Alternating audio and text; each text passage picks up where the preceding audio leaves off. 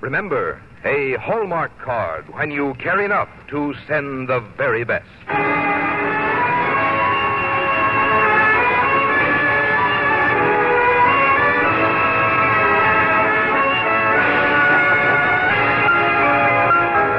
From Hollywood, the makers of Hallmark greeting cards bring you Robert Walker in Jean Holloway's Wedding Morning on the Hallmark Playhouse.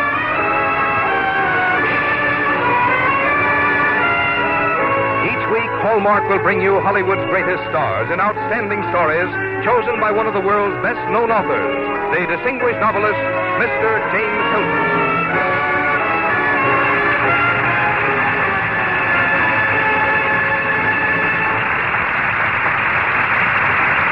Good evening, ladies and gentlemen. This is James Hilton. Tonight on our Hallmark Playhouse, we depart a little from our tradition by presenting a story written for radio by one of our own valued writers for the Hallmark Playhouse, Miss Jean Holloway. Miss Holloway has done such fine work during the past year in adapting other people's stories for the radio that we thought it would be an excellent idea to have her give us this evening a story of her own called Wedding Morning, a romantic comedy, but more than that, a love story. And we've been additionally fortunate in getting a very fine actor to star in it, Mr. Robert Walker, whose engaging personality has given him such wide and deserved popularity. And now a word about Hallmark cards from Frank Goss before we begin our first act of Wedding Morning, starring Robert Walker. At Christmas, as on every memorable occasion, you'll take special pride in sending Hallmark cards. Because just as for hundreds of years, the word Hallmark has been the distinguishing symbol of quality, so today, the hallmark on the back of your greeting cards is your assurance of perfect taste. It's a symbol of quality all who receive your cards will quickly recognize and realize you cared enough to send the very best. Now, Hallmark Playhouse, presenting Jean Holloway's Wedding Morning, starring Robert Walker.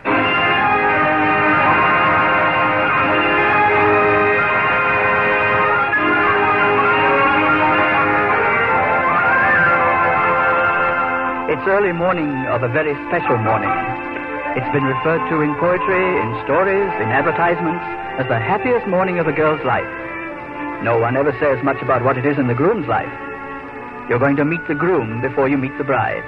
You'll hear him snoring, but he isn't really asleep. Christopher, wake up, dear. It's time to get up. That's the groom's mother who just spoke, Mary Thayer. And that's her husband, Frank Thayer, standing beside her. Now, we let you hear what's going on inside the groom's mind while he's lying there pretending to be asleep. You don't move. You snore as loud as you can. You figure that if you keep snoring, maybe they won't have the heart to wake you up. Look at him, Frank. This is the last morning I'll be coming like this. Oh, Frank. Now, Mother, hold on to the waterworks. He looks so helpless, so completely defenseless. He's too young. Well, let's get him out of bed and prepare him for the kill. Come on, Christopher, get up. Christopher, I know you hear me. Come on, get up. Oh, is it morning? Now, dear, you must get up. I've fixed you muffins and all the rest of your favorite things for your last morning. Oh, Mother, for Pete's sake, I'm getting married, not buried. I hope so, son. Yeah, look, why don't you go put the muffins in the oven, Mother? Oh, sure. Keep your chins up, Mom. Yeah. Christopher! This is a very solemn occasion. Yeah. Well, how do you feel, son? Oh, I don't know. Well, you stand this morning where your father and your grandfather stood before you, facing a lifetime sentence. Oh, gee, Pop, marriage is a pretty serious step when you get right up to it, isn't it? You can say that again. Now, you better get into your shower. You haven't any too much time. Go on, son. Go on. Yeah, sure. Yeah. Go on. You walk across the room thinking about it all. You get in your shower. You stand there with a cold spray biting you, thinking to yourself, how did I get into this? All I said was, that's a pretty girl. And then darkness set in. You see your father walking up and down outside the shower, and you think, well, marriage is all very well for people like him and your mother, but their life's over. And once more you think, how did I get into this? And you grope your way back through the months until you remember the first date that you ever had with Connie. You went to the movies, and on the way home, you stopped and sat in the park. You remember the way she looked. You remember every word she said. Gee, that was a good picture. Had such a nice, happy ending. Do you like all your pictures to have happy endings? Of course. I always want Cinderella to get the prince. Oh, there's so many things I want to know about you. Oh? What kind of things? Well, the things you like to do, the people you like, places you like. I like the gay things, the happy things. I like roller coasters and barbecues and dances. I like Christmas and the 4th of July. That's funny. So do I. I like what almost everyone likes, I guess. How about people? I like people who have a sense of humor. How about insurance salesmen? Is that what you do? Well, I got a job in my father's office today. Oh, that's wonderful. Maybe you can sell me a policy someday. Oh, I hope I can. Oh, gee, it's so hard to believe that we only met a few days ago. Isn't it? Hello, Connie. Hello, Chris.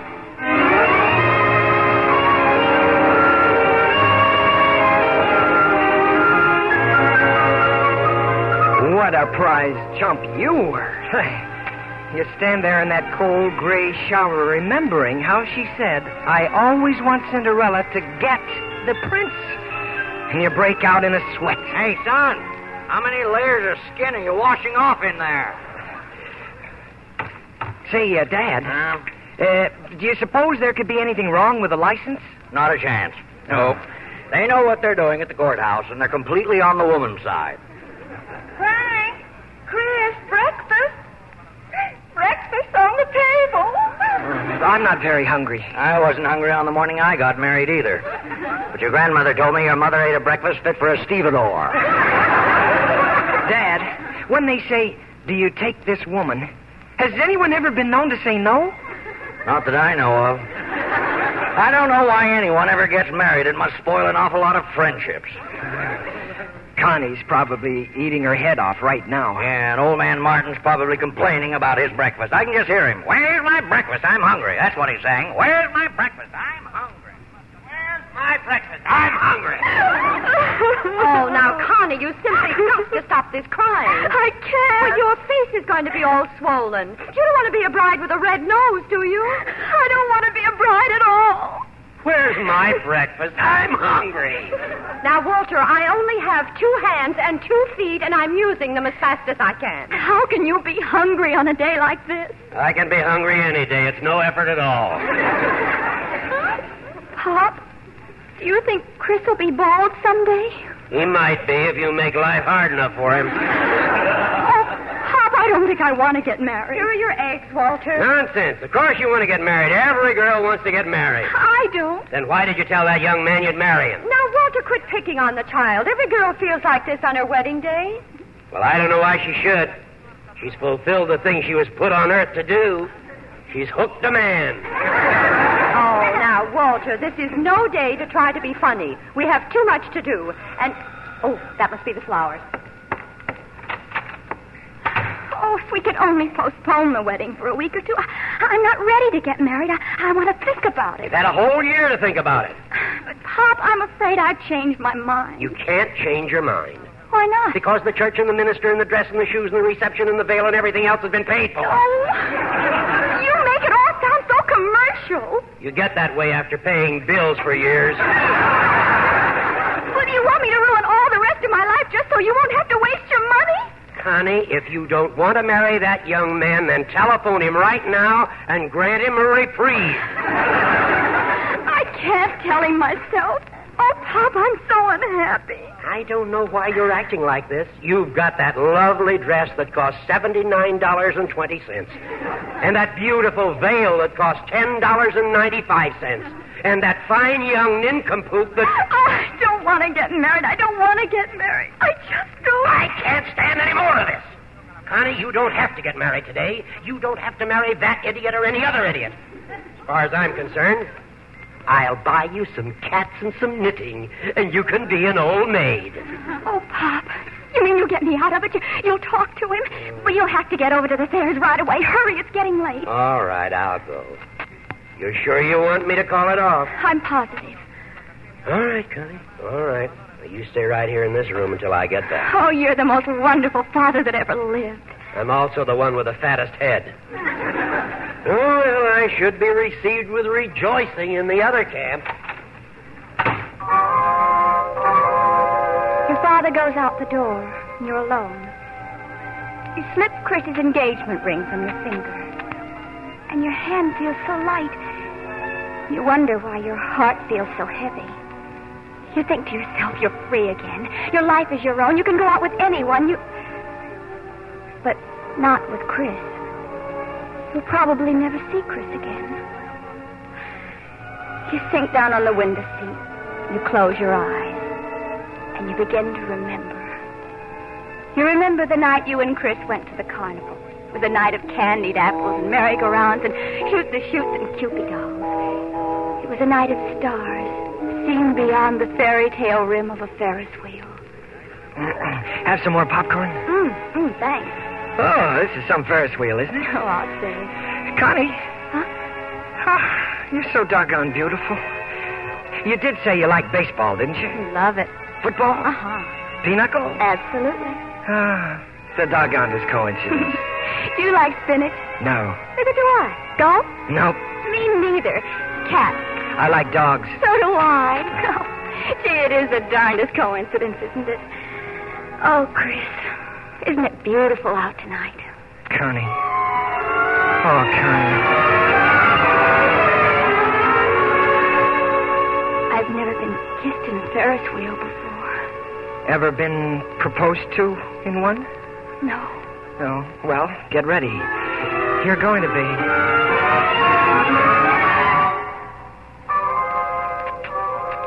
You remember how you came home feeling that some of the stars must have stuck to the candied apple on your face, and that you must have swallowed the Ferris wheel because it was still going round inside you. And then you remember another night, and Chris, all dressed up and perspiring, facing your father. You remember exactly what your father said. What do you mean you want to marry my daughter? Oh, well, sir, I mean... Well, well, you know how it is. It's perfectly ridiculous. You hardly know one another. We've known each other just as long as you knew Mother when you got engaged. Doesn't that frighten you? Well, it doesn't frighten me. I love Connie. How do you know? Well, how do I know anything? I'm not sure you do. Well, I'm sorry you don't like me, sir, but... Who said anything about not liking you? I just don't think that you know what you're doing. Well, I do know that I love Connie, Mr. Martin, and I'll do everything I can to make her happy. Okay. Put her there, son. Thanks, Pop. Connie, you simply have to stop daydreaming and start getting ready for your wedding. Oh, Mother. Pop went over to the Sayers to call off the wedding. It's all over. It's all over.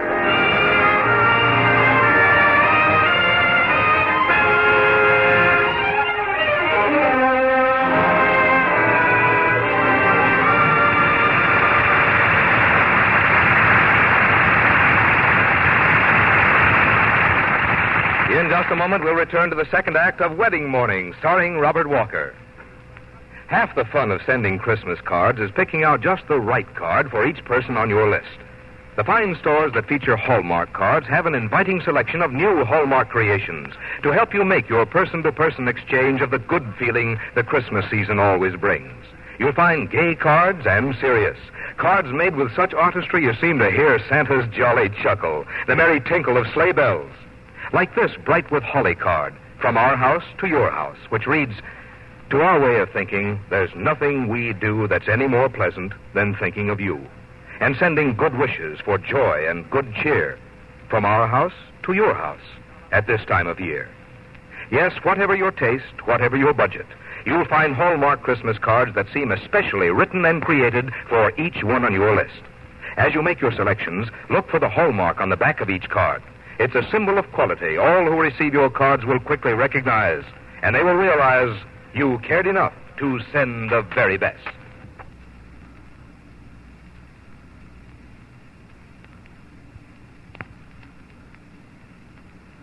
And now here is the second act of Wedding Morning, starring Robert Walker.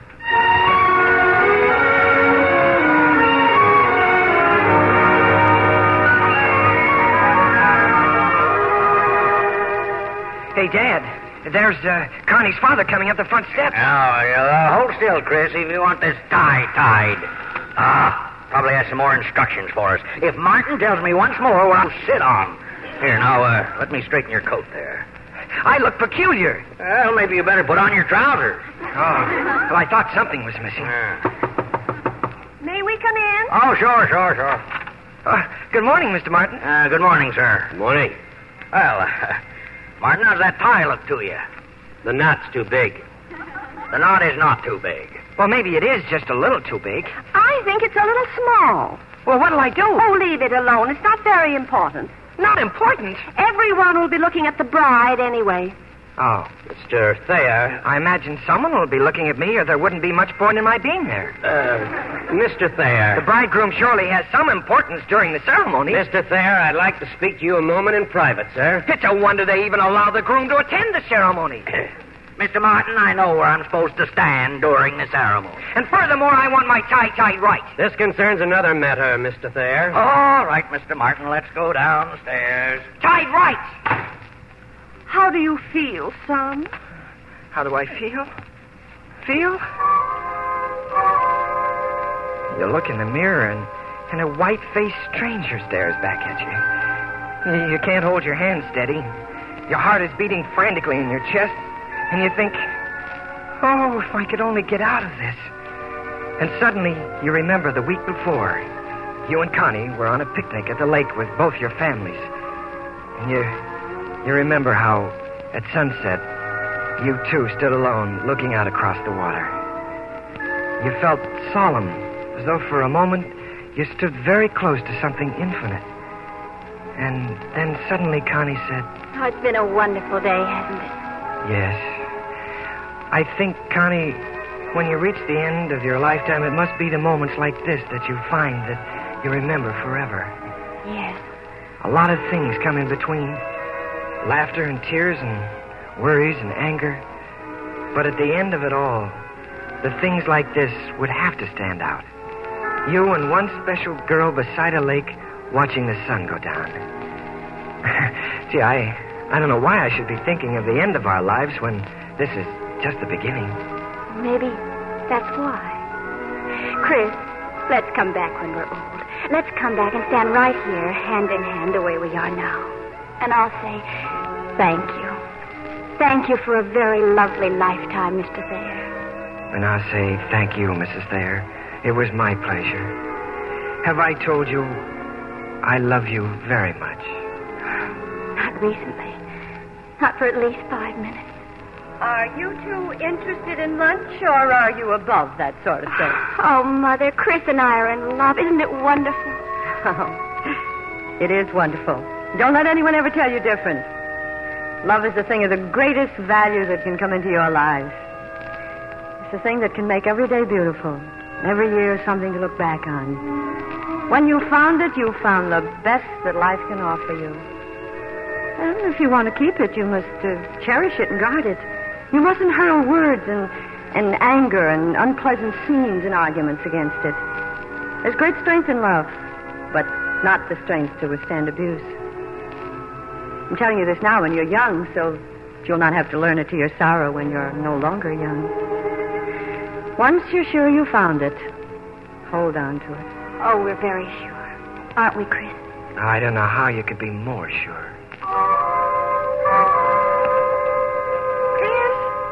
Chris, do you hear Mother speaking to you? Chris! Huh? Oh, I'm sorry, Mother. Now, I've got to start getting dressed myself. Mother, don't you think you ought to see what Mr. Martin wants with Dad? Oh, yes, I will. Oh, Mother's little boy. Oh, now, don't worry about anything, Mother. Everything's going to go off in fine shape, I hope. And if I don't get a chance to say it later, Mom, thanks for everything. Nobody ever had a greater mother. Oh, Chris! Connie doesn't want to marry Chris. That's what she says. Well, Chris has been saying all morning that he didn't want to marry Connie. He doesn't want to marry Connie. Why, that's trifling no good. Sick. Will you remove your glasses and step outside and say that? Now, boys. Oh, hush, Mary, hush. Now, Martin, you listen to me. I've had just about enough of yours. Frank! Hush, Mary. But, Frank, you've got to listen to me. Hush. Frank, you've got to Mary, get hush, ready. for heaven's sake, hush. That's no way to talk to me on our son's wedding day. Oh, my stars. Now hold on to the floodgates. We've got enough problems on our hands. You don't love me. Oh, I do too love you. Now go powder your nose and put on your wedding dress. There isn't going to be any wedding. Oh, of course there's going to be a wedding. The children are just a little nervous. I tell you, Connie doesn't want to. Oh, of course she does. Now you just run along home, Mr. Martin. All right. If you weren't your son to go down and wait at the church, I'm do it. I wash my hands of the whole matter.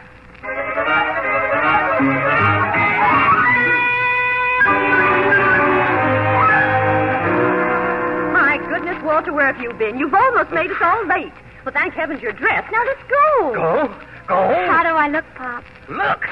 Where do you think you're going in that wedding outfit? Walter, what on earth is wrong with you? She's going to get married. You know that.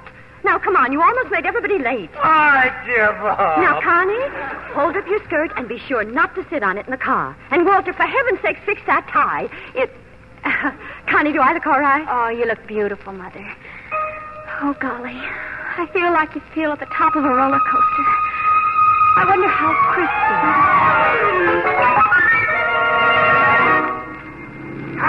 I'm suffocating. I can't breathe in this collar. Roll all the windows down. They are all down. Well, then open the door. Oh, my gracious, my hair's going to be blown to bits. What do I say when the minister says, "Do you take this woman"? Do I say, "I do" or "I will"? Well, whatever you say after you've said it, that's all wrong. Well, which do I say? Say I do. That's what most people say. Maybe "I will" is more original. All right, then say I will. Well, why does he have to be original? I like to see a boy have a mind of his own about things. I guess I'll say "I do." No, your father wants you to say I will. Oh, I don't care what he says. For heaven's sake. Well, here we are. Oh, no, we couldn't be here already. Well, we are. Let's drive around the block once. We haven't got time. Now, we're to hurry right through the side door. Come on.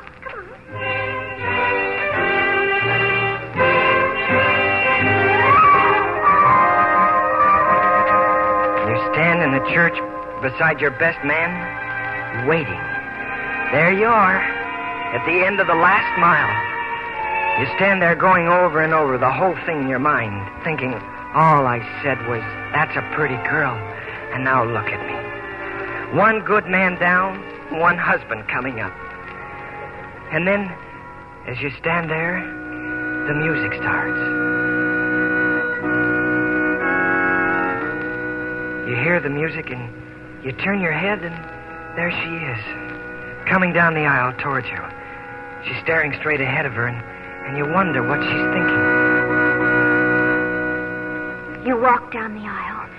You hope you won't trip on your train. You hope you'll be able to hold your hand steady. And you hope you'll be able to answer when the time comes. And then you look up and you see Chris.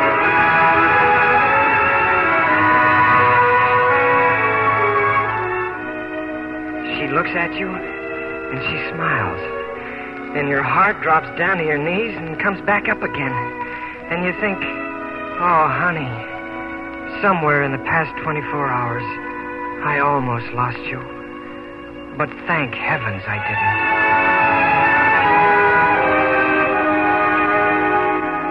You look at Chris and you think, it's been you from the first moment I saw you, and it will be forever. And then Chris takes your hand, and you stand together, listening. Dearly beloved, we are gathered together in the sight of God and this company to unite together this man and this woman in the bonds of holy matrimony. You stand there listening to the old loved words, and as you stand there, you find yourself thinking of your mother and father standing like this, and their fathers before them. And you think of your children who will come after you. And for those few moments, you have a oneness with the ages. And then you turn to Connie, and you kiss her. And bells start ringing in your ears, and the world opens in front of you, and it's your morning, your wedding morning.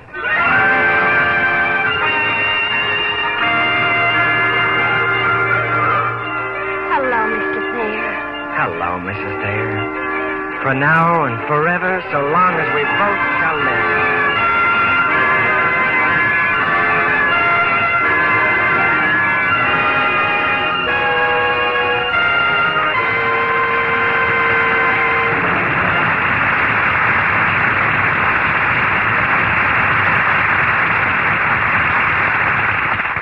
Walker and James Hilton will return in a moment.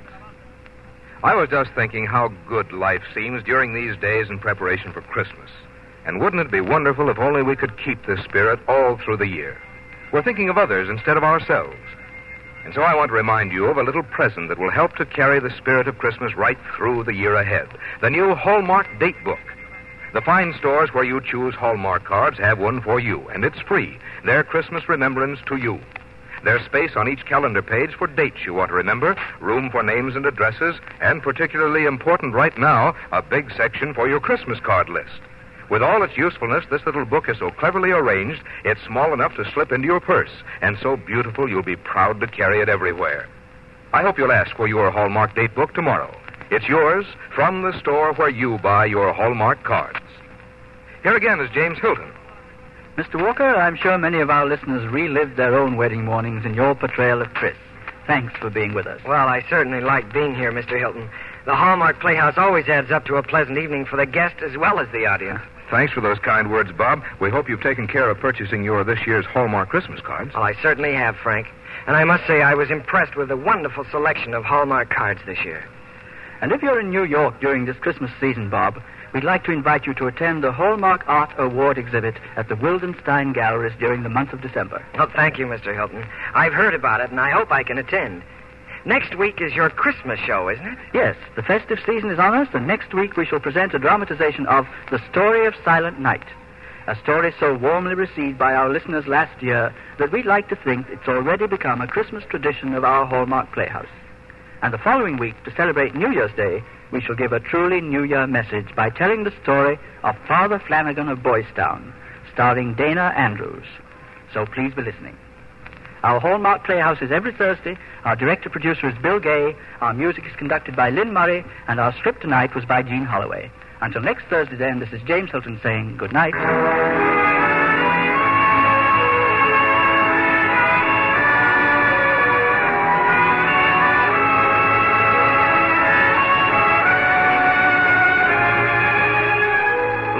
Hallmark cards that are sold only in stores that have been carefully selected to give you expert and friendly service.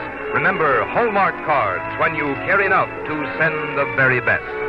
Robert Walker appeared by arrangement with Metro-Goldwyn-Mayer, producers of Dory Sherry's Battleground, starring Van Johnson, John Hodiak, Ricardo Montalban, and George Murphy. This is Frank Goss saying goodnight to you all until next week at the same time, when James Hilton returns to present our special Christmas program, Herta Paul's The Story of Silent Night. And the week following, Fulton Horsler's Father Flanagan of Boys Town, starring Dana Andrews. And the week after that, Claudette Colbert in The Egg and I on the Hallmark Playhouse. This is CBS, the Columbia Broadcasting